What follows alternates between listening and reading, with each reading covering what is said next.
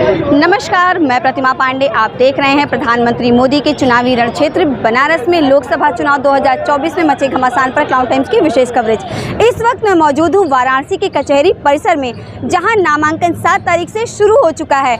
आज 10 मई को इंडिया गठबंधन के प्रत्याशी अजय राय और बसपा प्रत्याशी अतहर जमान लारी ने नामांकन किया है और भी दर्जनों प्रत्याशियों ने यहां नामांकन किया है और सभी प्रधानमंत्री मोदी को हराने की बात करते हैं। सबकी अपनी धपली, अपना राग है, लेकिन कौन जीतेगा कौन हारेगा ये तो मतदान के बाद ही तय होगा। देख सकते हैं ठीक मेरे पीछे कि किस तरीके से सुरक्षा के कड़े इंतजाम किए गए हैं। चप्पे चप्पे पर पुलिस की पैनी नज़र लगी हुई है कि कहीं कोई किसी तरह की अप्रिय घटना न घटने पाए। और आप देख सकते हैं कि अभी यहाँ फिर से एक बैरिकेडिंग लगाई जा रही है।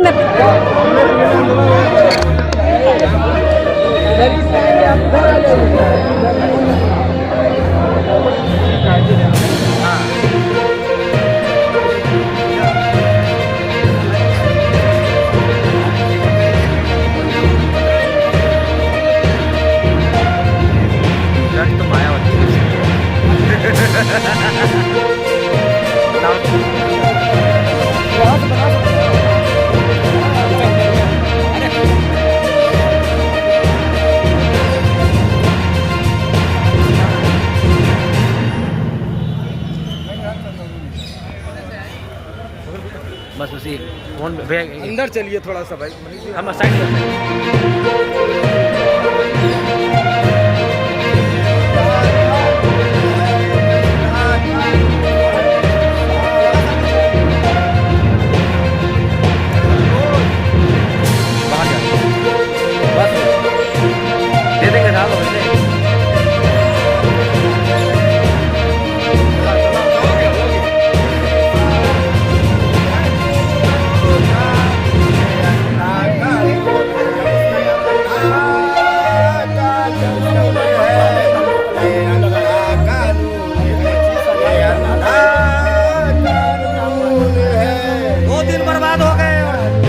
चालान का फॉर्म 2 दिन बीत गए।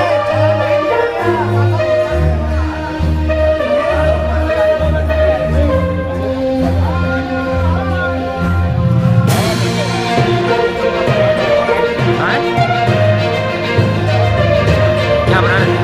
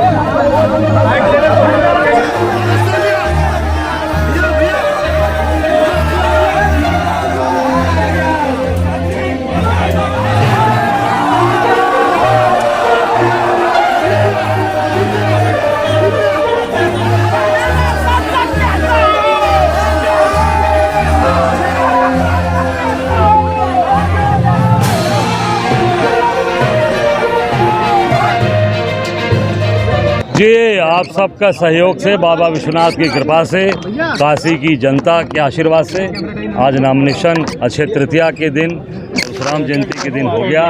मैं निश्चित तौर से अपने सभी काशीवासियों को, इंडिया गठबंधन के सभी अपने साथियों को मैं हृदय की गहराइयों से धन्यवाद देना चाहता हूँ। अभी तो एक सीट पे हमने आज दाखिला किया। अजय राय जी, लारी ने आपको भाजपाई कहा है, इस पर क्या कहेंगे? देखिए, अब ये उनकी अपनी सोच हो सकती है। मैं एक कार्यकर्ता हूँ, काशीवासी हूँ, काशी का बेटा हूँ और काशी के लोगों के साथ हमेशा संघर्ष करता रहा हूँ, हमेशा लड़ता रहा हूँ। लड़ने वाला व्यक्ति, संघर्ष करने वाला, कोरोना से लेकर और जब भी विपत्ति आई है बनारस के ऊपर, अजय राय एक परिवार के रूप में खड़े रहे हैं, एक आज अपने परिवार के साथ। और आज मैं निश्चित तौर से जो इस देश के 3 जवान जो शहीद हुए हमारे, एक अवधेश यादव, एक रमेश यादव, दूसरा विशाल पांडे, उनको उनके माता पिता को नमस्ते करके प्रणाम करके आशीर्वाद लेके आज हम सब लोग नामिनेशन करने आए हैं। और निश्चित तौर से ये काशी वासियों का अपने बेटे को आशीर्वाद। अजय जी, नामांकन के बाद काशी के लिए क्या प्राथमिकता आपकी होगी? अरे भाई, मैं तो 365 दिन वाला हूँ दिनेश जी, 365 दिन काम करता हूँ। मैं केवल चुनावी नेता नहीं हूँ, और चुनाव हार भी गया तब भी यहीं पर काम किया। निश्चित तौर से काशी की जनता इस बार ज़रूर अपने बेटे को जिताएगी, मेरा ऐसा मानना है, क्योंकि हर सुख दुख में साथ खड़ा रहा हूँ। इतना कहूँगा कि काशी के बेटे ने कभी काशी को छोड़ा नहीं, कभी किसी के साथ सौतेला व्यवहार नहीं किया, हमेशा काशी के साथ खड़ा था और आखिरी सांस तक खड़ा रहा। अब वो जमीन विकास अगर हुई है शुक्ला जी, तो उसको सड़क पे दिखाना चाहिए ना, आसमान में ड्रोन से दिखाया जा रहा है। इससे आप समझ सकते हैं कि फिर बनारस की जनता को जुमला और बेवकूफ़ बनाने का प्रयास किया जा रहा है। अगर विकास है तो ज़मीन पे दिखाइए, ड्रोन पे दिखाने की क्या जरूरत? आचार संहिता को लेकर के क्या है? बिल्कुल आचार संहिता का सीधा सीधा उल्लंघन है, और मैं सीधा सीधे इसमें कहना चाहूँगा कि इस पर तत्काल चुनाव आयोग कार्रवाई करे। लेकिन मुख्तार अंसारी के सवाल पर आप कुछ बोल नहीं रहे। मुख्तार अंसारी गरीबों मजदूरों के मसीहा हैं। मैंने बोल दिया, पहले बोल दिया ना, जितना कहना था बोल दिया। मैंने न्याय की स्थिति थी, न्यायपालिका के तहत लड़के ना, मैं बाकी मैंने कहा न्यायपालिका की बात नहीं, न्यायालय में जो मेरी ताकत थी से मैंने कहा।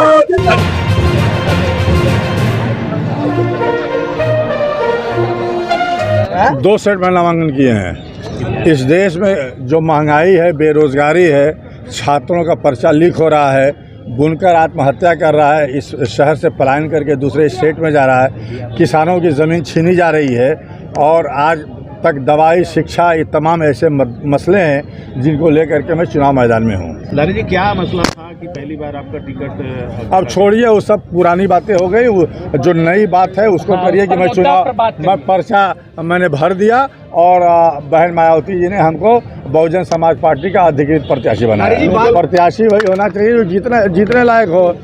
बहन जी ने हमको जीतने लायक समझा कि हमारा प्रत्याशी मजबूत है, इसलिए बहन जी ने हमको टिकट दिया।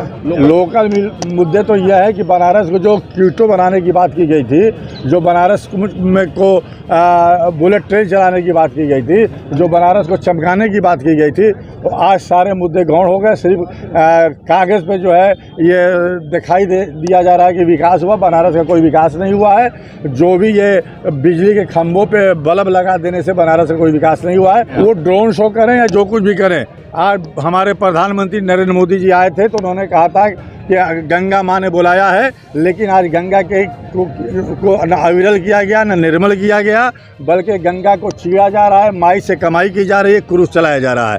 और बनारस की तमाम समस्याएं, नालियां बजबजा रही हैं, कूड़े बिखरे पड़े हुए हैं। यहाँ पे 4 इंजन की सरकार है, इनका केंद्र से लेकर प्रदेश से लेकर के मेयर से लेकर के जिला पंचायत अध्यक्ष तक इनका है, लेकिन बनारस में कोई विकास नहीं हुआ, जबकि यहीं से हमारे प्रधानमंत्री नरेंद्र मोदी जी हैं।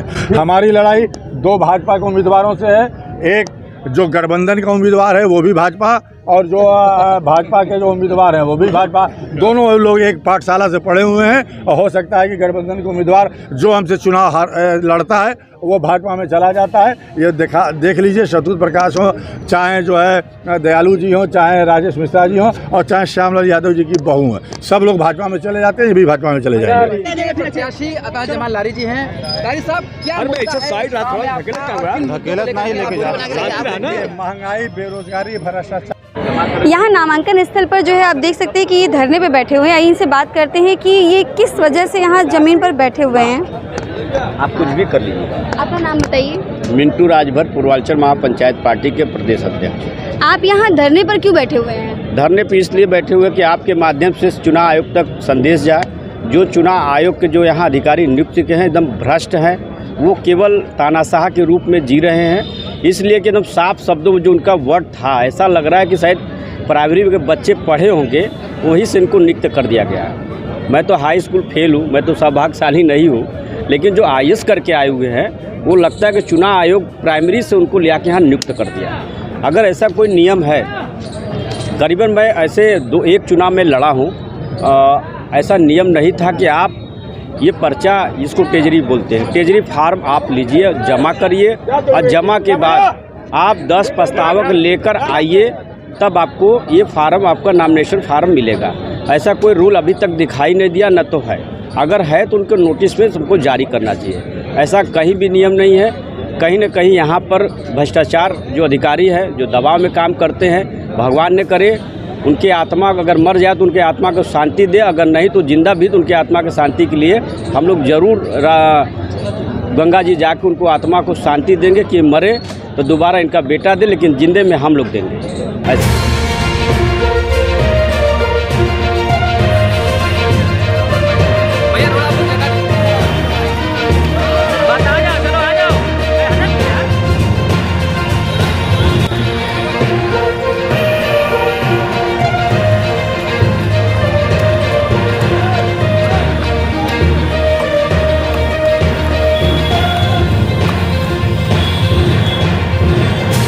पहले तो मैं सभी न्यूज़ टीवी चैनल, सभी समस्त देशवासियों को अपने तरफ से कोटि कोटि नमन करता हूं।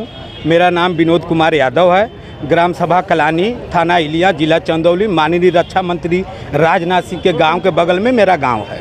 बुलडोजर से आने वाले थे सर, बुलडोजर का परमिशन नहीं मिला, बुलडोजर का परमिशन नहीं मिला।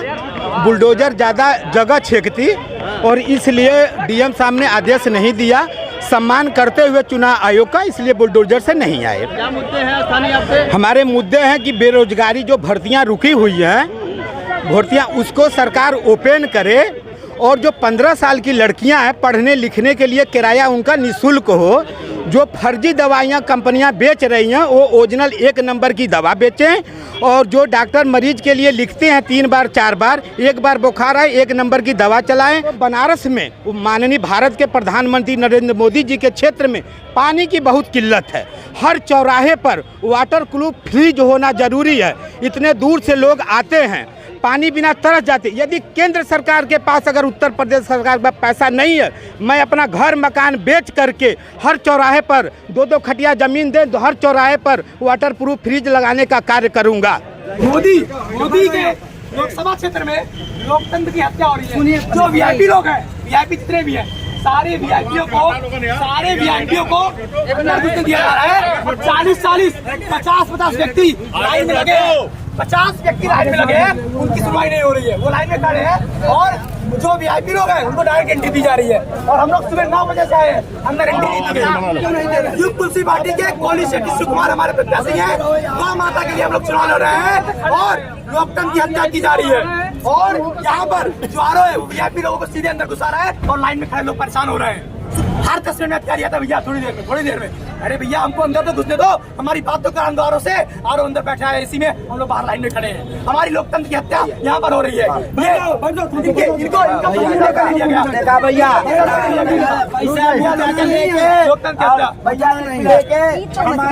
हमको जो है मार के ठोकर और थप्पड़ और गाली दे के बाहर का रास्ता दिखा दिया जाए।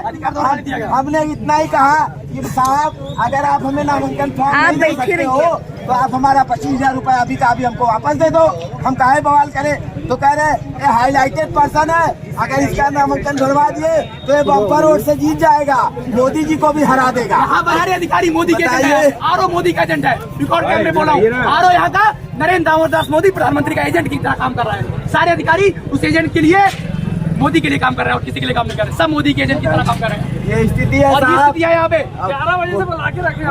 यहाँ पे सब हम लोग गौ माता के रक्षक है, गौ माता के लिए आए यहाँ पे। कोई चुनाव हारने जीतने के लिए नहीं आए। चुनाव जीतना होता तो वाराणसी में आते, हमारी गौ माता की बात संसद तक पहुँच जाए, संसद तक गौ माता की बात पहुँच जाए। इसलिए सब बात इसलिए हो रहा है कि ये लोग चाह रहे हैं मोदी यहाँ से निर्विरोध सांसद बने, इसलिए लोग यहाँ पे आरो जो आपका है वो मोदी के एजेंट के रूप में काम कर रहा है। और हमको 9 बजे से आया हूँ मैं, 3 बज गए, हमको अंदर नहीं घुसने दिया गया, हमारा नामांकन दाखिल नहीं होने दिया गया।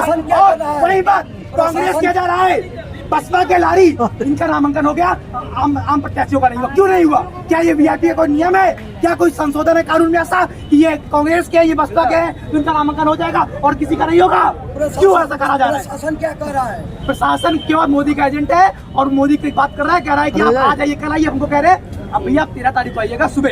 आप क्या करोगे साथी? आप हमारा अनशन पे मैं बैठा हूँ, मैं यही बैठूंगा, नहीं रखूंगा। पुलिस उठा के ले जाएगी तो क्या करोगे? ले जाए हमको, खींच ले जाए, गोली मार दे, सीने पे गोली मार दे, मत्थे पे गोली मार दे, अरेस्ट कर ले, मैं जाऊंगा। शहीद हो जाओगे? हो जाऊंगा गौ माता के लिए, संसदीय क्षेत्र में हो जाऊंगा गौ माता के लिए। इसलिए पुलिस को आगे करते हैं। मोदी योगी जी जान रहे हैं कि इस मुद्दे को अगर नामांकन अगर भर दिया तो बम्पर वोट से जीत जाएगा, इसलिए पुलिस को आगे करके लाठीचार्ज करवाएंगे, मरवाएंगे, जेल भिजवा देंगे। लोकसभा चुनाव 2024 में सपा, बसपा, भाजपा और कांग्रेस सभी पार्टियां चुनावी मैदान में हैं। कोई गठबंधन के साथ तो कोई अकेले ही खड़े हैं, लेकिन जीत का सहरा किसके सर बंधेगा ये तो चुनाव के बाद ही तय होगा। क्लाउन टाइम्स की खबरों को यूट्यूब चैनल पर आगे भी देखने के लिए चैनल को लाइक करें, सब्सक्राइब करें, बेल आइकन को प्रेस जरूर करें। क्लाउन टाइम्स की खबरों को फेसबुक पेज पर देखने के लिए पेज को लाइक जरूर करें।